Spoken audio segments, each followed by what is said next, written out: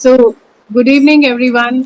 एक बार फिर से फेसबुक लाइव सेशंस में आज मेरे साथ हैं हमारे अपने शहर जयपुर के, जयपुर राजस्थान के एक्टर आशीष शर्मा। आशीष को हमने देखा है गुनाहों की देवता में, चंद्रगुप्त मौर्य में, पुनर्विवाह में, और उसके बाद जब आशीष की एक पहचान बनी, वो सीरियल था रुद्र प्रताप सिंह रंग रसिया का। जी। झलक दिखला जा में आपने इनको डांस करते हुए देखा है, तुझसे नाराज नहीं जिंदगी, और सिया के राम में हमारे अपने मर्यादा पुरुषोत्तम राम के किरदार को आशीष ने निभाया है। जी। खेजड़ी एक फिल्म में एक बहुत ही उम्दा किरदार आशीष ने निभाया, इसकी चर्चा हम करेंगे। और वेब सीरीज में Modi a journey of common man में हमने मोदी के रूप में आशीष को देखा है। जी। तो बहुत सारे किरदार हैं, बहुत सारी बातें हैं आशीष के साथ करने के लिए। Ashish, most welcome on Facebook live session with me. आपका थैंक यू बहुत सो स्वागत है। मच अंशु जी, बहुत बहुत धन्यवाद। And it's always a pleasure कि आपसे बात करें, क्योंकि आप बहुत एक तो आप इतने अच्छे से बात करती, ऊपर से आपके साथ में जो कविताओं की बातें होती हैं इसमें बड़ा मज़ा आता है। तो हमेशा से तो बहुत अच्छा लगता है आपसे बात करके। थैंक यू सो मच, आपने यहाँ बुलाया। और बताइए क्या पूछना थैंक चाहते हैं। यू आशीष। मैं सबसे पहले वो पूछूंगी कि जयपुर के बच्चे हो, जयपुर में पले जी। बड़े हो, जी। पापा आपके आरएएस ऑफिसर अश्विनी शर्मा जी हैं, तो एक आरएएस का बच्चा जैसा होता है कि पढ़ाई लिखाई में, और वही पेरेंट्स का भी यही ड्रीम होता है कि ब्यूरोक्रेसी में चला जाएगा, कहीं अच्छी नौकरी लग जाएगी। इन सब से जी। अलग हटके ये जो आपने करियर चुना, इसका जी। क्या कारण रहा? अ, हाँ, कारण मेरे ख्याल से पिताजी खुद ही हैं वो। क्योंकि वो प्रशासनिक अधिकारी तो थे ही, बट वो साथ में कविताएं करते थे, कवि थे। तो अंदर से शायद मन से उनके अंदर वो जो भी कला का उनका जीन था, वो शायद वो मेरे अंदर ट्रांसफर हो गया। और हाँ, बचपन से ही उनको भी पता था, मेरे पेरेंट्स को भी पता था और मुझे भी पता था कि कोई भी कन्वेंशनल जो हमारे यहाँ करियर ऑप्शंस होते हैं, तो वो तो मैं नहीं चुनने वाला था। क्योंकि जैसा आपने कहा कि पढ़ाई में होते हैं अच्छे, मैं बिल्कुल अच्छा नहीं था पढ़ाई में। और बाकी सब चीज़ों में मेरा मन लगता था, खेल कूद में लगता था, स्पोर्ट्स में था मैं आगे, और एक्स्ट्रा करिकुलर एक्टिविटीज़ में मन लगता था हमेशा से। तो उन्हें पता था कि ये कन्वेंशनल कोई भी करियर ऑप्शन तो नहीं चूज़ करेगा। और इसीलिए आई थिंक वो भी कहीं ना कहीं मेंटली प्रिपेयर्ड भी थे दिमाग से। और इसीलिए उन्होंने कभी रोका भी नहीं, हमने नर्चर किया इस साइड को मेरे। आई थिंक सबसे ज़्यादा श्रेय तो माता पिता को ही जाता है, क्योंकि एक तो उन्होंने आज़ादी दी, और दूसरा ना सिर्फ आज़ादी बल्कि ये जो मेरा एक व्यक्तित्व का जो एक हिस्सा था, उसको उन्होंने बहुत अच्छे से नर्चर किया। उसको उसके लिए जो भी ज़रूरी थी, अब जैसे सपोजिटली भेजा था मुझे 10वीं में कोटा, वो जैसे आपने कहा तो पढ़ लिख के पीएमटी आईआईटी या डॉक्टर इंजीनियर कुछ बन जाएगा। हम्म, पर वहाँ से वापस आया मैं। और वापस आके मैंने जो जो ऑप्शंस थे मेरे सब्जेक्ट्स के जो चुने, तो वो मेरे पिताजी ने चुन के दिए मुझे कि अगर तुम्हें ऐसा कुछ करना है तो फिर तुम्हें इस तरह से कुछ कॉम्बिनेशंस बनाने पड़ेंगे। तो उसमें साइकोलॉजी थी, इंग्लिश थी, इंफॉर्मेटिक्स था, उसमें फाइन आर्ट्स था, उसमें इकोनॉमिक्स था। सो सबका एक मिला जुला रूप, एक जो कि हमारे यहाँ पर बहुत ही अजीबोगरीब माना जाता है। क्योंकि या तो आप साइंस लेते हो, या तो आप कॉमर्स लेते हो, या तो आप प्रॉपर्ली आर्ट्स ले लेते हो। तो ये नाम ये कुछ भी नहीं था, ये सबका मिक्सर था एक। तो आई थिंक उनको भी पता था कहीं ना कहीं, और उन्होंने ही नर्चर किया इस साइड को मेरे। सो या बहुत सारा श्रेय तो उन्हीं को जाता है। स्कूल के दिनों में थिएटर किया, या स्कूल में जो बता रहे हैं आपकी एक्स्ट्रा करिकुलर एक्टिविटीज में आप इंटरेस्टेड रहते थे, तो क्या एक्टिविटीज? गाना होता था, थिएटर होता था, डांस, हाँ, सिंगिंग? डांस होता था, नृत्य नाटिकाएं होती थी बहुत सारी, सेमी क्लासिकल, बहुत सारे स्किट्स होते थे। तो उनको प्रिपेयर करने, मतलब उनको कंसेप्चुलाइज करने से लेकर उन्हें उनको परफॉर्म करना, तो वो सब बहुत करता था बचपन में स्कूल में। इनफैक्ट हमारे अपने वहाँ वो रामलीला बहुत होती है, और दशहरे का मेला बहुत लगता है। दशहरे के मेले पर बहुत सारे प्रोग्राम्स होते हैं। तो उसमें डांसिंग होती है, उसमें स्किट्स होती हैं। तो छोटे गली में, मोहल्लों में सब जगह होते हैं, सब बच्चे जो करते हैं उसमें, सब बच्चों को इकट्ठा करके अपनी स्किट बना लेना, उसमें काम भी कर लेना, उसको डायरेक्ट भी कर लेना। सो वो सब बचपन से करता था। आई थिंक वही सब है जो भी काम आ रहा है। बिल्कुल वो एक्सपीरियंस होता है। जो हमें बाद में काम आता है। अच्छा, जो फर्स्ट मूव रहा आपका बॉम्बे की तरफ, टीवी जी इंडस्ट्री की तरफ, वो जी। कैसे एक स्टेप आउट जयपुर से कैसे बाहर गया कदम?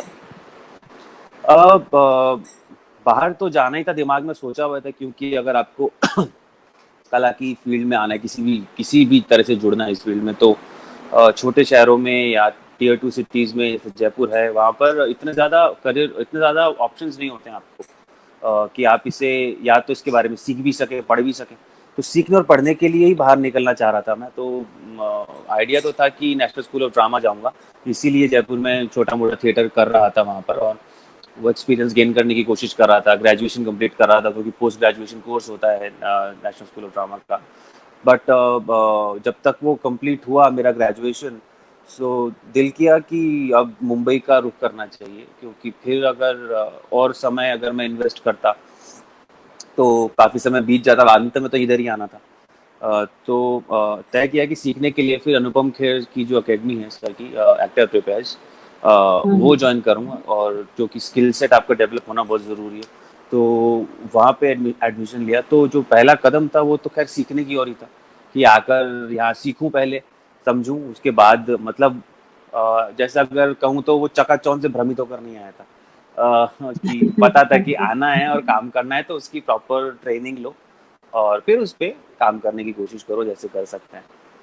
तो पहला कदम तो वैसे, फिर चीज़ें बनती गई, जुड़ती गई। हाँ, क्योंकि आपका किरदार जो है उसे देख के और भी युवाओं को एक इंस्पिरेशन मिलता है, यूथ मोटिवेट होता है कि जयपुर राजस्थान जैसे शहर से निकल के और अगर एक स्टारडम की तरफ जो कदम बढ़ते हैं, और अभी तो बहुत पूरा आसमान अभी आपको नापना है, उड़ान बहुत लंबी भरनी है, अभी तो चल रहे हैं हम उसकी तरफ। तो एक मोटिवेशन है यूथ के लिए आपका जो किरदार है। तो रंग रसिया की अगर मैं बात करूं, तो रंग रसिया की जब लॉन्च हुआ था, प्रेस कॉन्फ्रेंस हुई थी, तो वो जयपुर के एक होटल में हुई थी, राजमहल में। जी मैं भी वहां पर थी कोइंसिडेंटली। तो वहां पे मैंने आपको सबसे पहले देखा था, और जी बहुत ही एक नाटकीयता के साथ उसका लॉन्च यहाँ जयपुर में हुआ था, जो देखने में जी। बहुत ही उम्दा लग रहा था। और क्योंकि हमारे अपने शहर का वो हीरो था, किरदार था, तो एक अलग रोमांच था मीडिया में भी उस वक्त यहाँ पे। रंग रसिया से ही आपकी एक अलग पहचान भी बनी। जी। तो उस किरदार के बारे में क्या कहना चाहेंगे? रुद्र प्रताप सिंह का जो वो किरदार था, कितना डूबा हुआ था? देखिए, वो डेफिनेटली वो एक लैंडमार्क शो है मेरे करियर में, और उससे मेरा रुख भी बदल गया, मेरे करियर का भी। अ, उस किरदार के बारे में सिर्फ ये कहना चाहता हूँ कि वो बहुत लिखा हुआ बहुत अच्छे से था। लोग ना इस बात को कभी भी तवज्जो नहीं देते हैं, स्पेशली टेलीविज़न के अंदर तो राइटर्स को बिल्कुल भी वैल्यू नहीं किया जाता है, और फ़िल्म्स में भी उतनी तवज्जो नहीं दी जाती है उन्हें। बट आई थिंक किसी भी चीज़ के अंदर ना 90% जो होता है वो बाकी लोगों का काम होता है, और 10% जो होता है वो एक्टर्स का काम होता है।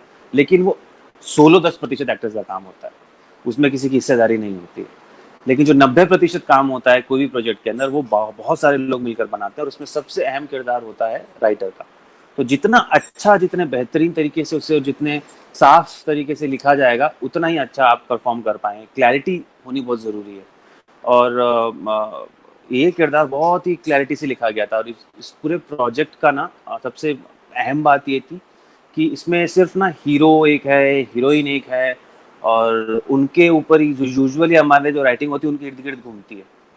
ये शो के अंदर में छोटे से छोटे किरदार को भी आप याद रखते हो, इसलिए क्योंकि वो उतनी गहराई, उतनी सफाई से लिखा हुआ था। तो उनका इंटरपर्सनल केमिस्ट्री बहुत अच्छा बनता है। सबकी बैक स्टोरीज बहुत अच्छे से लिखी हुई थी, डायलॉग्स कमाल के थे, म्यूजिक बहुत अच्छा था। तो आप आज भी टाइटल ट्रैक लोग सुनते हैं।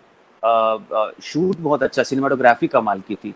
तो वो सिर्फ मेरे कैरेक्टर को अलग से देखना मेरे लिए थोड़ा मुश्किल हो जाता है, क्योंकि इन सब चीज़ों के साथ जुड़ के मेरा वो कैरेक्टर बना था।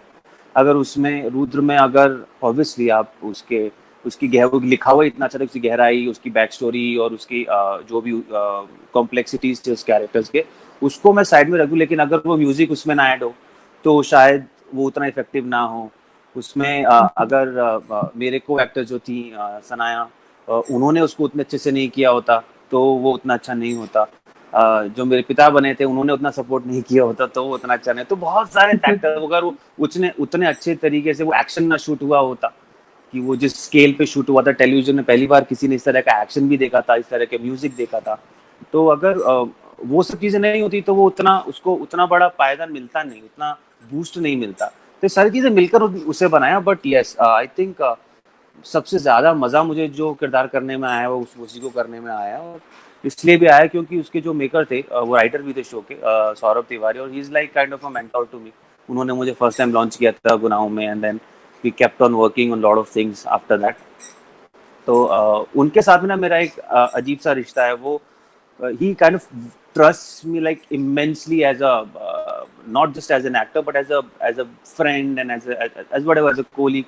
तो उनका ना विश्वास बहुत है मुझ पे कि मैं कुछ भी दूंगा ना इसको बना के तो ये उसको पुल ऑफ कर देगा, और ये जो मैं कहना चाहता हूँ ये वो पर्दे के ऊपर प्रोजेक्ट कर देगा किसी भी तरीके से। तो उनका वो विश्वास जो आई थिंक वो ज्यादा वर्क करता है। I think the trust of writer maker on the actor is what is really really important। तो आई थिंक वो ज्यादा रिफ्लेक्ट किया उस पूरे शो में, उस किरदार में। बिल्कुल, एक टीम वर्क जब काम करती है टीम, तब एक एब्सोल्युटली फूल आती है काम में। और आप जैसे कह रहे हैं कि राइटर को कोई क्रेडिट हमेशा नहीं जाता है, राइटर नहीं जाता है हमेशा जी। वो नींव की ईंट और कंगूरे वाली कहानी आपने जरूर सुनी हाँ होगी, बस हाँ वो वही। नींव की ईंट का काम राइटर हमेशा करता है। हाँ क्योंकि जी।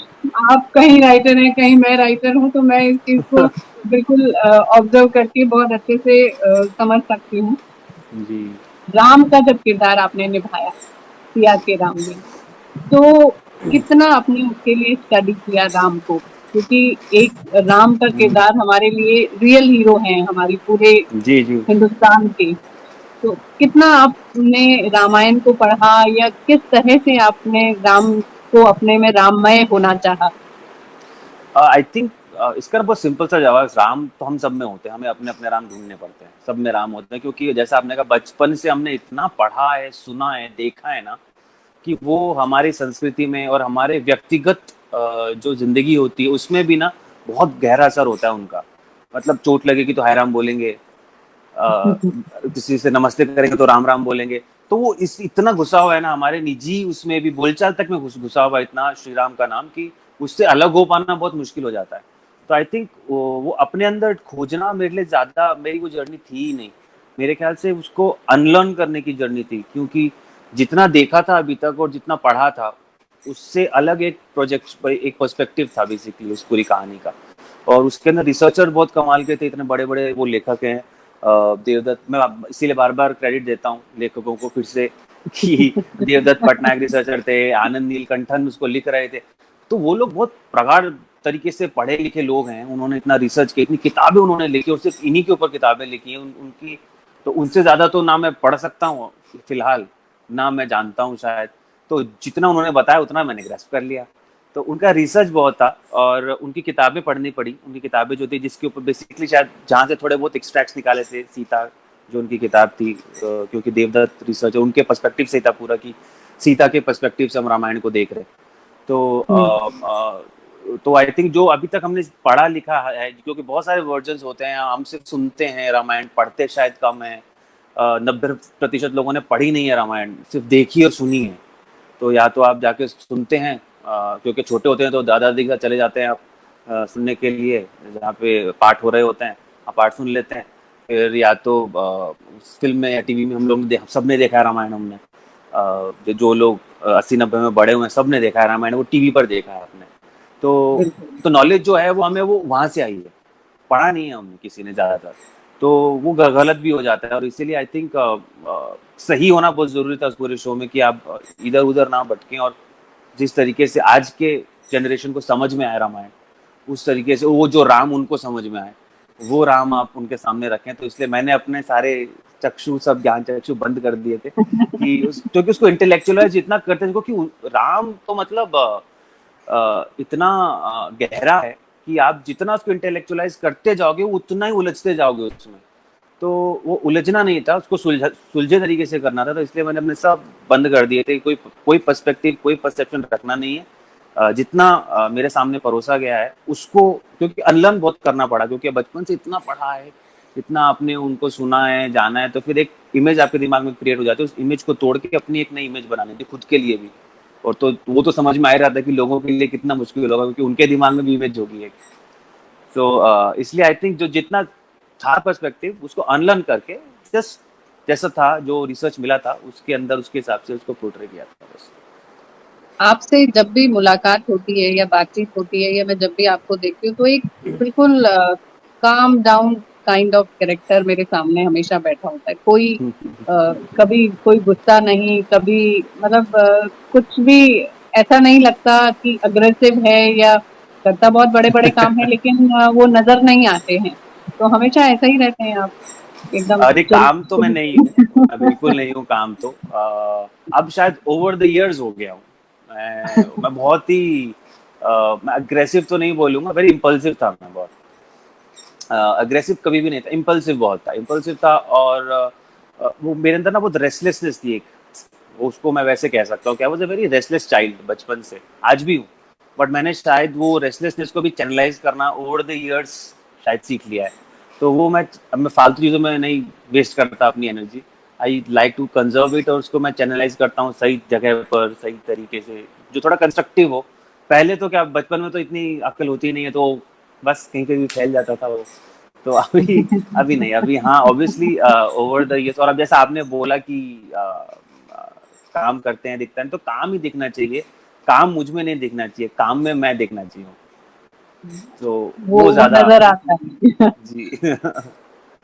हम आपकी कविताओं की भी बात करेंगे, लेकिन उससे पहले जो खेजड़ी का किरदार है, खेजड़ी कैसे आया जीवन में, कैसे आपने उस फिल्म को कोशिश की, और एक बहुत ही उम्दा कोशिश थी वो, एक राजस्थान से जुड़ी कहानी, आपका किरदार उसमें और जो अदाकारी थी वो बहुत काबिले तारीफ थी।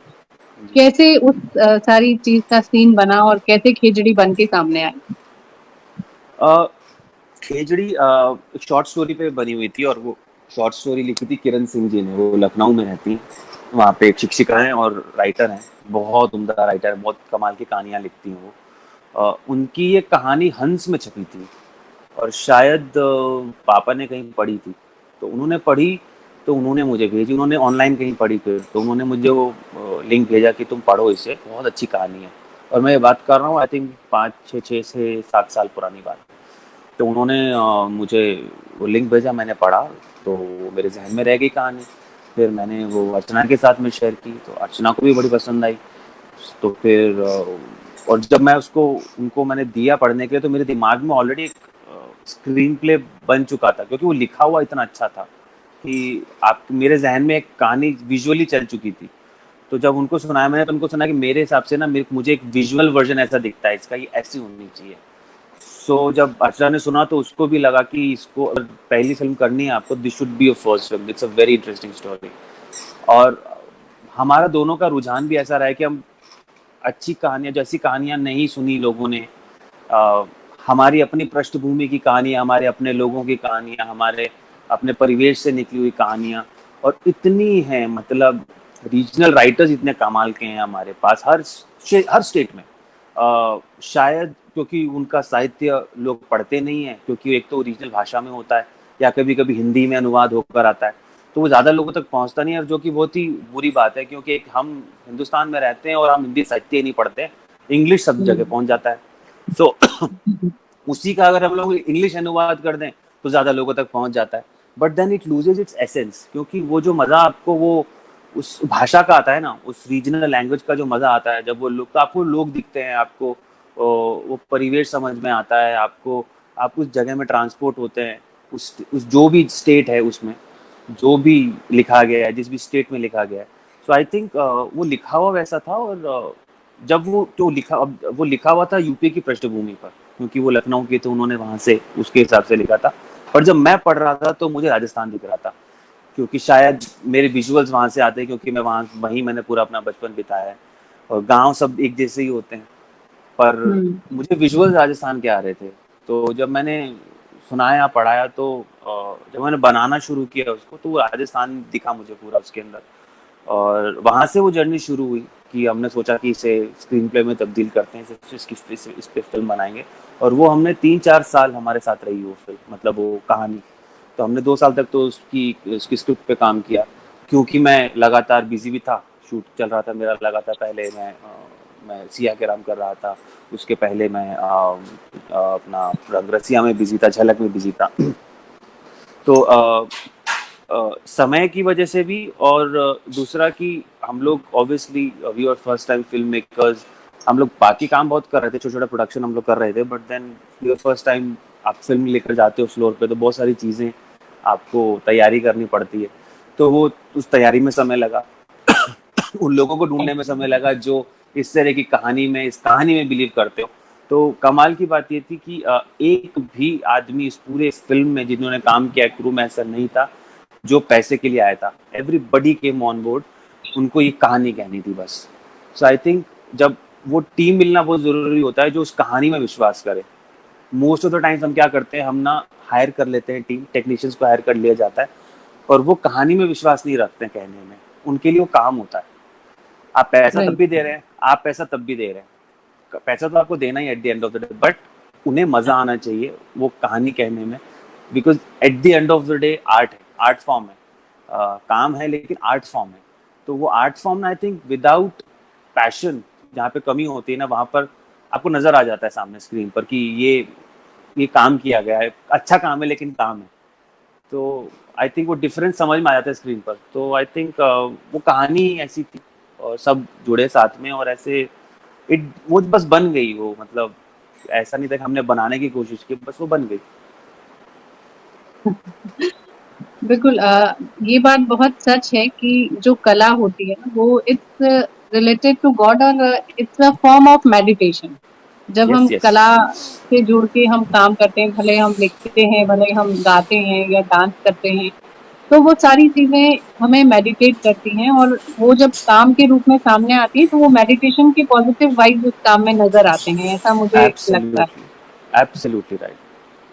तो अब आपकी कुछ कविताएं मैं कभी कभी पढ़ती हूँ ट्विटर पे, जब जी आप जब भी पोस्ट करते हैं, और कुछ वीडियोस भी मैंने देखे, तो जो कविताओं की बात है, जी। वो कब आपने लिखना शुरू किया? और दो तीन कविताएं मैं आपसे सुनना चाहूंगी आज। अम, अब ऐसे तो याद नहीं मुझे मैंने लिखना कब शुरू किया, क्योंकि अ, कभी ऐसा समय का मैंने कभी ट्रैक ही नहीं रखा कि एक्टिंग कब करनी शुरू की तो मैं याद करूं अच्छा तब की, या लिखना कब शुरू किया तो याद करूं अच्छा तब किया। अब वो आई थिंक बस वो होता गया, वो कभी कभी बस विचार आते गए। उन्हें पहले थोड़े अधपके थे, बाद में क्योंकि जितना पढ़ता भी गया तो समझ भी आने लगा, थोड़ा व्याकरण समझ में आने लगी उसकी, कि हाँ इस तरह से लिखा जा सकता है, ये तरीकों से लिखा जा सकता है। फिर आफ्टर पॉइंट समझ में आया कि सारी व्याकरण बेकार है, अपने शब्दों को अपने तरीके से लिख दो, वो सबसे अच्छा होता है। और पिताजी की इतनी सारी, क्योंकि घर में जब बड़ा हो रहा था तो घर में बहुत माहौल है, पिताजी किताबें लिखते थे, पढ़ते थे इतनी, मैंने आज तक मेरे पिता को कभी बिना किताब के सोते हुए नहीं देखा है। मतलब वो एक किताब ऐसा छाती पर पड़ी रहती है और वैसे सोते हैं, मेरे को इमेज वही आती दिमाग में आज भी, जब वो सो रहे हो वैसी इमेज। तो बस आड़ा टेढ़ा दिमाग ऐसे कहीं आए और यहाँ पे एक किताब रखी हुई है। सो आई थिंक उससे बहुत फर्क पड़ता है, और आपने उस वजह से मैंने पढ़ा भी बहुत बचपन में, तो किताबें बहुत थी घर में, तो खेलने के लिए किताबें थी, तो पढ़ पढ़ के सीख गया आई थिंक ज़्यादा तो मैं। और उसके बाद में I think it's about how you see life, अपने आसपास चीज़ों को, लोगों को आप देखते कैसे हो, उन्हें जज भी कैसे करो। मैं ज़्यादा फिलोसफिकल नहीं लिखता हूँ, मैं ज़्यादा स्पिरिचुअल भी नहीं लिखता हूँ। आई राइट मोर अबाउट मैं दुनिया को कैसे देखता जीवन हूँ। से, हाँ, जीवन से जुड़ी बातें हाँ होती हैं, जो आसपास जी देखा, जो ऑब्जर्व किया, वो आप लिखते हैं। जी। मैं जब भी पढ़ती हूँ तो वही सारी हाँ चीजें जी। उनमें नजर आती हैं। जी, और लोगों को ऑब्जर्व करना मुझे ज़्यादा मज़ा आता है। मतलब अगर उससे कहें तो साइकोलॉजी वो ज़्यादा मुझे इंक्लाइन करती है, शायद इसलिए भी क्योंकि एक्टर हूँ तो वो एक इंक्लिनेशन है लोगों की साइकोलॉजी की तरफ। साइकोलॉजी का स्टूडेंट भी था, वो किताबें पढ़ने भी मज़ा आता है। तो वो चीज़ें ज़्यादा दिखती हैं जो लिखता हूँ उसके अंदर, मतलब उस लिखावट को ज़्यादा प्रभावित करती हैं। और एक और चीज़ है जिसको, वो तो मेरी ज़िद है खैर, कि मैं हिंदी में ही लिखूंगा। तो ऐसा नहीं है कि मैंने बहुत सारे, क्योंकि मैंने पहले भी जब लिखता था स्कूल में, तो मैंने वो इंग्लिश में बहुत लिखने की कोशिश की थी, करता था काफ़ी, और वो इंग्लिश में लिखा भी छपा भी, बट पता नहीं मेरे को ना तसल्ली नहीं होती थी एक तो आई थिंक मैं उसमें अच्छे तरीके से कन्वे भी नहीं कर पाता हूँ खुद को, जितना मैं हिंदी में कर पाता हूँ, क्योंकि मैंने पढ़ा हिंदी ज्यादा है शायद इसलिए, तो जो शब्दावली है वो ज्यादा अच्छी है हिंदी की, और प्लस पहला थॉट तो हिंदी में ही आता है जहन में, फिर आप उसको इंग्लिश में कन्वर्ट करते हो। तो आई थिंक उस वजह से ना, और दूसरा ये कि जो हिंदी की तौहीन हो रही है ना आजकल, उससे मुझे बड़ी कोफ्त है कि ये जो एक पैरामीटर बना दिया है ना कि अगर आपको इंग्लिश नहीं आती है तो आप शिक्षित ही नहीं है, मतलब शिक्षित होने का पैरामीटर इज नोइंग इंग्लिश। तो वो जो पैरामीटर है ना वो मुझे पसंद नहीं आता है, वो उससे मुझे थोड़ी तकलीफ है कि आप शिक्षित होने का कोई लेना देना नहीं है इंग्लिश आने से या ना आने से, और आप हिंदी में भी शिक्षित होते हैं, हिंदी में आप बहुत बेहतरीन लिखते हैं, बहुत बेहतरीन लिखा गया है।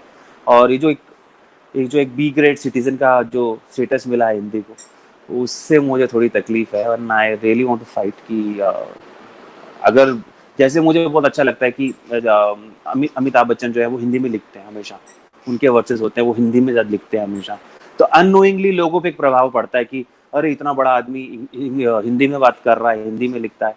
फिर आयुष्मान है, वो हिंदी में बहुत लिखते हैं, तो वो अच्छा लगता है, लोगों के ऊपर असर पड़ता है। इससे ना यूजुअली क्या होता है, यंग जनरेशन ना starts looking up to the language basically, कि हाँ ये लोग अगर हिंदी में बात कर सकते हैं, हिंदी में लिख सकते हैं, तो शायद हम भी कर सकते हैं, हम भी लिख सकते हैं। वो अननोइंगली ना उनके ऊपर असर आ जाता है। तो एक वो भी वजह है कि मैं ज्यादा लिखता था हिंदी में लिखूंगा सब। बिल्कुल हिंदी में, क्योंकि मैं भी हिंदी में लिखती हूँ और मुझे भी ऐसा लगता जी है कि हिंदी जो है वो हमारे सोच समझ विचारों की और सपनों की भाषा है, क्योंकि मुझे तो सपने भी हिंदी में ही आते हैं। हाँ जी तो इस किरदार को अगर हम मोदी जी के किरदार में ऐड करें, क्योंकि अभी वो राष्ट्र हीरो के रूप में हम सभी उनको देखते हैं, प्रधानमंत्री जी जी हमारे, और आपने एक वेब सीरीज उनपे की है, जी journey of a common man. तो कितना प्रभाव आप मानते हैं कि, क्योंकि हिंदी सिनेमा में काम करने वाले लोग ही हिंदी की तौहीन कर रहे हैं इन दिनों, हम ये भी देखते हैं। जी अगर वो हिंदी को उठा लें तो फिर कोई दूसरा क्वेश्चन ही नहीं है कि हिंदी बी ग्रेड में जा रही है, वो जरूरत जी ही नहीं है। क्योंकि मैं देखती हूँ कि स्क्रिप्ट होती है वो भी इंग्लिश में होती है, हाँ हाँ बातचीत होती है, कन्वर्सेशन होते हैं वो उनके अंग्रेजी में होते हैं, उनको हिंदी जी बोलने में एक संकोच लगता है, जबकि जी डायलॉग हिंदी में होते हैं, और जिन डायलॉग से वो लोगों के दिलों में उतरते हैं वो हिंदी में होते हैं। जी लेकिन वो उसके बाद जब रूबरू होते हैं तो वो इंग्लिश बोल के अपनी, वो खुद की तौहीन कर लेते हैं, मुझे ऐसा लगता है। बिल्कुल।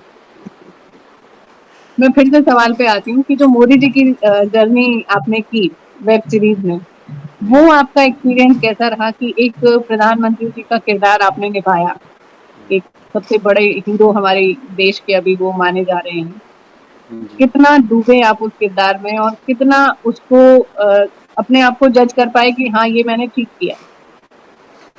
आ, वो तो आई थिंक देखने वाले बता सकते हैं कि मैंने कितना ठीक किया, मेरे डायरेक्टर को तो ठीक ही लग रहा था जब मैंने किया। तो आई थिंक मेरे लिए तो उस वक्त पैरामीटर वही था कि मेरे डायरेक्टर को पसंद आ जाए, तो उमेश जी को पसंद आया जो मैंने किया। और आई थिंक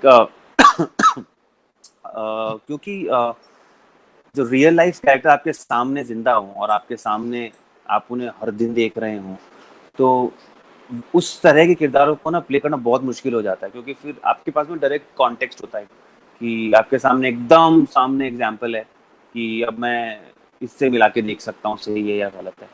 बट मेरे लिए फ़ायदा ये था कि जो हम कहानी कह रहे थे वो उनके आज की कहानी नहीं है, तो वो उनकी उस समय की जर्नी की कहानी थी पूरी, जो जब वो बन रहे थे एक यंग, एक नौजवान, कैसे छोटे से एक बहुत ही पिछड़े मध्यम वर्गीय बैकग्राउंड से आता हुआ एक इंसान की जर्नी, राष्ट्र प्रधानमंत्री बनने तक की जर्नी, और इतने बड़े देश के, मतलब विश्व की सबसे बड़ी डेमोक्रेसी के वो प्रधानमंत्री हैं। तो अ, अपने आप में अगर उससे उस जर्नी को सिर्फ ऐसे ही देखें, सुनने सिर्फ इस बारे में, तो बड़ा अप्रत्याशित लगता है। ऐसा लगता है नहीं नहीं ऐसा नहीं हो सकता, ऐसे कैसे हो सकता है। तो वो सुनने में भी इतनी ड्रामेटिक है कि आप उसको कहना चाहते हो। और हमने जो कोशिश की थी ना वो सिर्फ ये की थी कि उस समय एक व्यक्तित्व कैसे बना होगा जो आज हम देखते हैं, वो ऐसे पैदा तो नहीं हुए थे ना, बच्चे थे, छोटे थे, जवान थे, जवानी में कुछ चीज़ें की, कुछ इन्फ्लुएंसेस हुए, कुछ लोग ज़िंदगी में आए जिनसे सीखा, ज़िंदगी से सीखा, एक सोच बनी बीच में मतलब कितने अच्छे उनके वो पड़ाव थे कि छोड़कर सन्यासी बनने चले गए। अब उस जर्नी में उन्होंने क्या खोजा अपने अंदर, क्या नहीं खोजा, वो एक सेल्फ डिस्कवरी वाली जो एक जर्नी थी।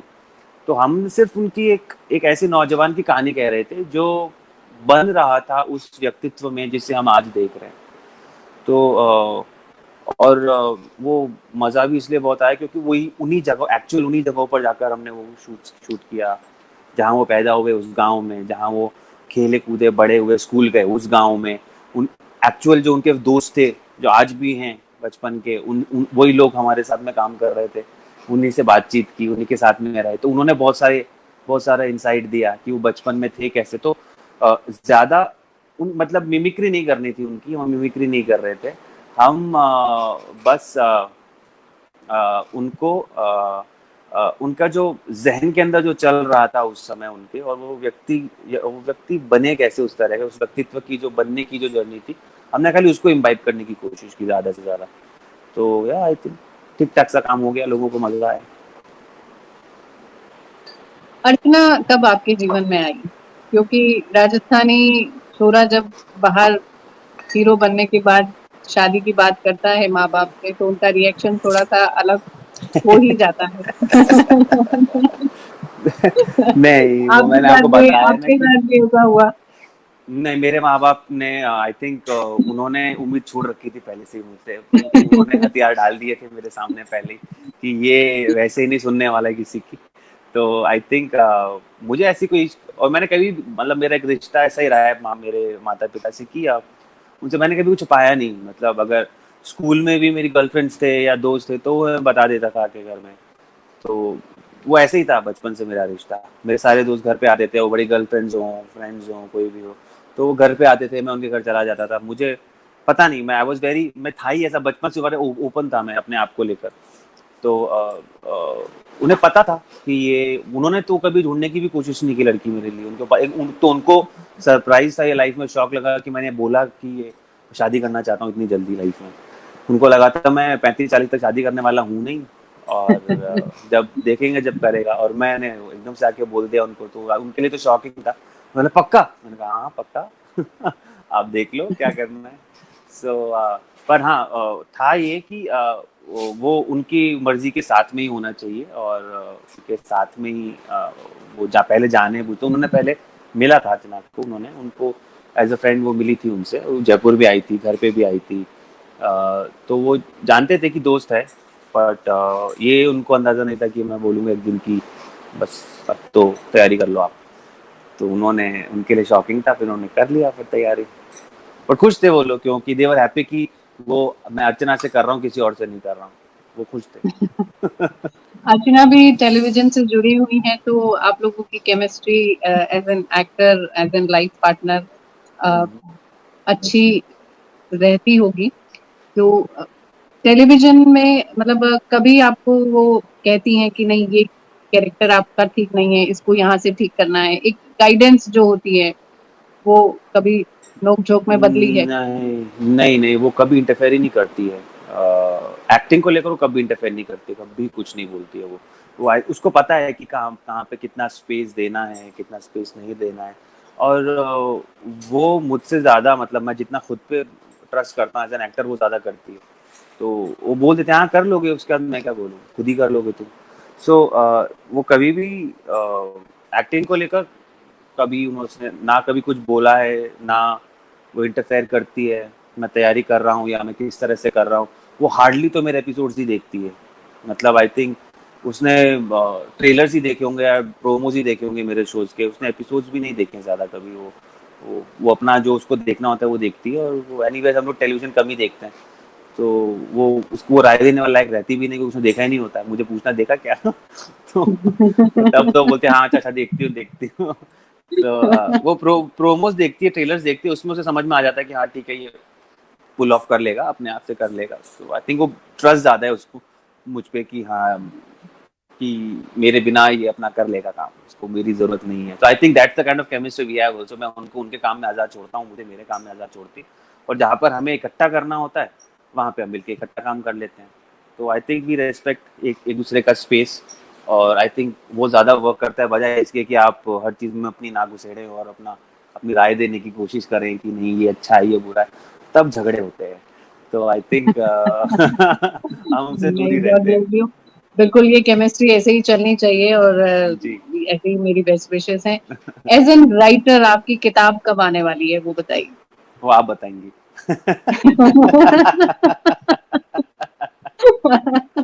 बिल्कुल, ये जल्दी डिस्कस करेंगे फिर तो हम। उसका जवाब आपके पास है, मेरे पास नहीं है। मैं अभी से मैंने आपको बोला था ना कि मुझे इकट्ठा करते करते समय लग जाएगा। तो बस आप इकट्ठा करना शुरू कीजिए और मेरे हाथों में दे जी दीजिए वो सारी चीजें, फिर आ जी जाएगी जी बिल्कुल। फटाफट। और इसके अलावा जो ड्रीम रोल्स हैं, अभी क्या सोच रखा है आपने, क्या तय किया है कि ये करना है अभी? नहीं, ऐसा कुछ तय नहीं किया है कि कोई रोल पर्टिकुलरली मुझे करना है, बट बहुत सारी कहानियां हैं जिस पे हम काम कर रहे हैं, उन कहानियों को लेकर आना है हमें आगे। और काम अभी जिस तरह से ये सब माहौल बन गया है, चल रहा है, अगर ये माहौल नहीं होता तो शायद और प्रोसेस अलग तरीके से होता, पर अब फिर से उसे ऑल्टर करके फिर से नए सिरे से शुरू करना पड़ेगा सब कुछ, क्योंकि सब ऊपर नीचे हो गया है अभी पिछले 3 4 5 महीनों में। तो हम्म। वो कुछ कहानियां हैं जिन पे हम काम कर रहे हैं, और अभी भी मतलब ये जो ब्रेक मिला हमें, थैंकफुल, इसमें हमने और कुछ कहानियों पर काम किया। सो जो जो अगर आप पूछे कि क्या करना चाहते हैं, तो उन कहानियों को बनाना चाहते हैं और उन कहानियों को सामने लाना चाहते हैं जिन पर काम शॉर्ट चल रहा फिल्म है। के और तौर पे, शॉर्ट नहीं, फिल्म्स फिल्म्स के के तौर पे। फीचर फिल्म, फिल्म्स ठीक है। फिल्म्स के तौर पर, तो वो फिल्म्स ऑलमोस्ट सब रेडी है, बट लेट्स सी अब जब लॉकडाउन खुलता है या चीज़ें वापस से नॉर्मल होती हैं, तो कितना समय लगता है चीज़ों को वापस ढर्रे पे आने में, उस पे डिपेंड करेगा। तो लेट्स सी कब आती हैं वो, बट हाँ कुछ हैं कहानियाँ जिन्हें कहना चाहते हैं। फिलहाल तो वही है जहन में। फेस्टिवल, फिल्म फेस्टिवल्स जो होते हैं, किसी भी फिल्म के प्रमोशन में या किसी भी फिल्म की स्क्रीनिंग वहाँ पे होती हैं, और आपकी जो खिचड़ी भी है तो बहुत सारे नेशनल इंटरनेशनल फेस्टिवल्स में ट्रैवल किया उसने भी। तो ये जी। फेस्टिवल किसी फिल्म को प्रमोट करने में और उनकी टारगेट ऑडियंस तक पहुंचाने में कितना अहम किरदार निभाते हैं, आपको क्या लगता है? आई थिंक इंडी फिल्म्स के लिए तो बहुत वरदान की तरह साबित हुए हैं फिल्म फेस्टिवल्स, क्योंकि उन्हें कोई प्लेटफॉर्म नहीं मिलता, एग्जीबिशन तो मिलती नहीं है, मतलब वो तो 100% तय है कि एग्जीबिशन तो मिलेगी ही नहीं, अगर अनलेस किसी बड़े फिल्म मेकर को या बड़े किसी को फिल्म पसंद आ गई और उन्होंने अपना नाम जोड़ दिया उसके साथ, तो शायद तब भी लिमिटेड रिलीज मिल जाता है आपको, तब भी फुल एग्जीबिशन तो नहीं मिलता। तो वो तो खैर एक लड़ाई बेचारे छोटी फिल्मों की सदा से रही, सदा रहेगी, वो खैर एक बिजनेस का पॉइंट ऑफ व्यू है। पर फिल्म फेस्टिवल जो है, जैसा मैंने कहा, ये उन तरह की उस फिल्मों को और ऐसी कहानियों को, जो कहानियाँ शायद अ, जैसा लोगों ने लेबल कर देते हैं कमर्शियल नहीं है ना, तो लेकिन वो कहानियाँ बहुत अच्छी होती हैं, वो कहानियाँ बहुत उम्दा होती हैं, फिल्म बहुत उम्दा होती हैं, क्योंकि बहुत दिल से बनाई गई चीज़ें होती हैं वो, और पैशन, दिल, मतलब बिना पैसे के और सिर्फ आत्मा से बनाई हुई फिल्में होती हैं वो।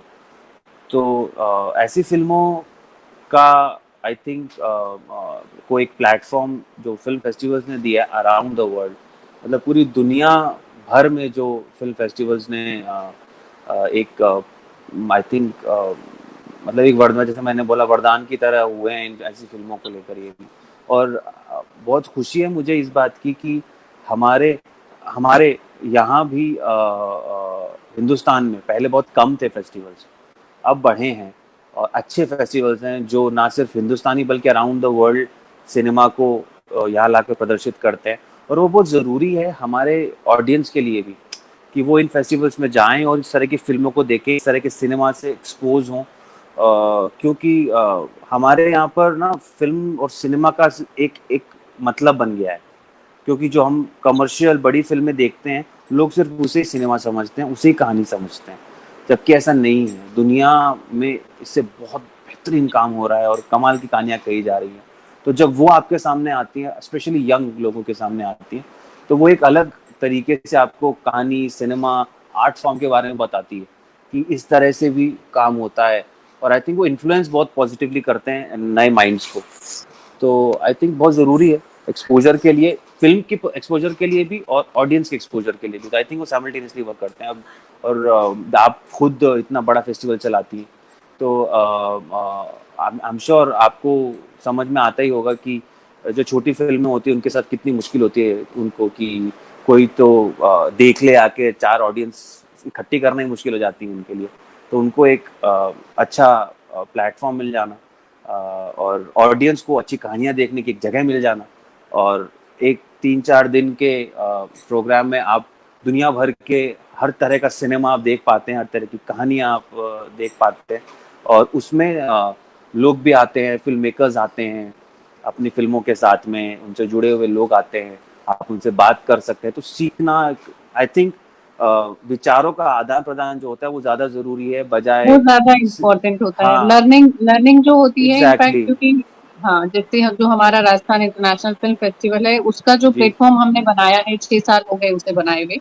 और जी मुझे बहुत खुशी है ये कहते हुए कि 5 सालों में 5 स्टूडेंट्स राजस्थान के ऐसे निकले हैं, इंटर्नशिप करी जिन्होंने हमारे फेस्टिवल के साथ, वो इंडस्ट्री में आज कहीं ना कहीं एज एन असिस्टेंट के तौर पे काम करना शुरू कर चुके हैं। जी जी जी तो ये इस बात की मुझे बहुत खुशी है, क्योंकि यही मोटो लेके हमने अपना फेस्टिवल शुरू किया था कि जी राजस्थान में शूटिंग बहुत हुई है फिल्मों की, हाँ क्योंकि हाँ बहुत हाँ खूबसूरत जगह है राजस्थान। जी जी यहाँ पर्वत बिल्कुल, भी है, नदियां भी हैं, पहाड़ भी हैं, सब सब कुछ कुछ है। नजर आता है। हाँ जी हाँ जी। लेकिन वो टेक्नोलॉजी स्टडीज नहीं है जो फिल्म बनाने के लिए यस चाहिए। यस यस, करेक्ट तो करेक्ट। स्टूडेंट्स को एक कनेक्टिविटी मिले, उसके लिए हमने इस फेस्टिवल को शुरू किया, और सोसाइटी को एक सोशल कंसर्न रिलेटेड फिल्म मिले नेशनल इंटरनेशनल लेवल की, इसलिए जी हमने ये फेस्टिवल शुरू किया। और हमें खुशी है कि इंडस्ट्री ने बहुत सपोर्ट किया, not only national industry, international industry हमारे साथ काफी कनेक्टेड है।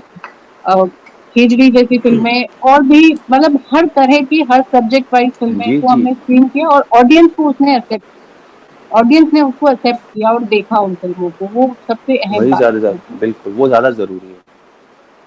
क्योंकि ऐसा सिनेमा हमें सिनेमा हॉल में देखने को नहीं मिलता है। नहीं मिलता है, नहीं मिलता है। और वो जो कहानियां आती ही शॉर्ट नहीं है फिल्म, सिनेमा घरों वो तक। कहानियां नहीं आती हैं, और शॉर्ट फिल्म मेकर्स हैं, उनको इतना बड़ा प्लेटफॉर्म नहीं मिलता है जहाँ हाँ जी जी, सेलिब्रिटी या फिल्म मेकर्स उनकी कहानियों को, 2 मिनट की, 5 मिनट की फिल्मों को देखें। तो एब्सोल्युटली, वो भी जरूरी है, बहुत मोटिवेशन जरूरी जरूरी है लाइफ में।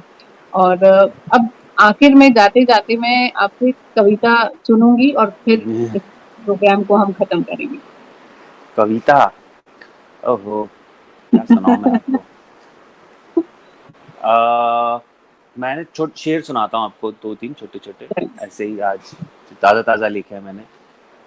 अ, अ, मेरे बहुत फेवरेट शायर हैं जॉन ओलिया, उनको बहुत सुनता हूँ मैं, तो उनको डिवोटेड है मेरा शेर।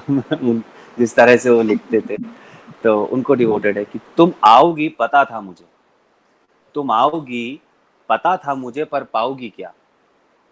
तुम आओगी पता था मुझे, पर पाओगी क्या। एक खाली मकान और कुछ अधूरे फलसफे। बहुत सुंदर। दूसरा एक शेर सुनाता हूँ। मेरी नींद अब मुझसे हमनवा नहीं होती, मेरी नींद अब मुझसे हमनवा नहीं होती, हमनवा जो था वो किसी और का ख्वाब हो गया। जॉन एलिया वाकई में बहुत ही उम्दा, 2-2 लाइन में बहुत जिंदगी की बातें कहे जाते हैं। हाँ जी। और एक कविता आपको सुना देता हूँ मैं, चलिए यार, हाँ, सुनाइए। कविता सुनाता हूँ। ये जो अभी सब माहौल घटा 1-2 महीने पहले, जो सब मजदूर वापस घर गए, अ, जो घटा उस समय हमारे देश में, उसके ऊपर लिखा था। बच्चे भूखे हैं, बच्चे भूखे हैं, माँ का इलाज नहीं, बहन का ब्याह करना है, ब्याज है चढ़ता जाता, असल तो कभी पहुंचा नहीं, रोजी का कोई ठोर नहीं, बच्चे भूखे हैं, खेत खलियान सूखे हैं, आजा मेरे पास सब दिलाऊंगा, आजा मेरे पास सब दिलाऊंगा, रोजी भी रोटी भी, बस तेरा बदन गलाऊंगा, दूंगा आसरा किसी सड़क किनारे, दूंगा आसरा किसी सड़क किनारे, सड़क भी वो तुझी से बनवाऊंगा, सौदा है भाई देख, सौदा है भाई देख, बम फटे या पुल गिरे, तुझको ही मरवाऊंगा। ये तो बस ब्याज भर है, ये तो बस ब्याज भर है, असल में तो लहू तेरा पी जाऊंगा। आपदा आएगी कोई जब, सबसे पहले तुझे ही भगाऊंगा। मैं शहर हूं मजदूर मेरे, मैं सदा दूर ही से लुभाऊंगा। बहुत बढ़िया। बिल्कुल, ये जो टाइम है, कोरोना का टाइम, इसने बहुत कुछ सिखाया है और एक अलग ही दुनिया हम सभी को दिखाती है। उम्मीद है कि जी अच्छे दिन हम सबके जीवन में फिर से आ जाए। जी जी, बिल्कुल आएंगे, 100% आएंगे। कैसे नहीं आएंगे, आना ही होगा उन्हें। बिल्कुल, बहुत अच्छा लगा आशीष आपसे बात करके और जी मेरे सभी ऑडियंस जो हमें देख रहे हैं या इस शो को इसके बाद भी देखेंगे, कल ये यूट्यूब पर भी अवेलेबल हो जाएगा। तो उन सभी को भी राइट मैं राइट। थैंक्स बोलना चाहूंगी कि हमारा जी आपने जो हमें सुनने के लिए जो टाइम स्पेंड किया, उसके लिए जी, बहुत-बहुत धन्यवाद। माय ग्रैटिट्यूड टू ऑल और thank you so much Ashish to you. Time spend करने के लिए। आपसे बातचीत बहुत पॉजिटिव रही और एनर्जेटिक रही, बहुत मजा आया। Thank you so much. Thank you so much Anshu ji, thank you so much, always a pleasure to talk to. बड़ा मजा आता है आपसे बात करके। और अब जल्दी जब जयपुर आऊंगा तो हम फिर चाय पर मिलेंगे। पक्का। ठीक है। Thank you. Bye bye.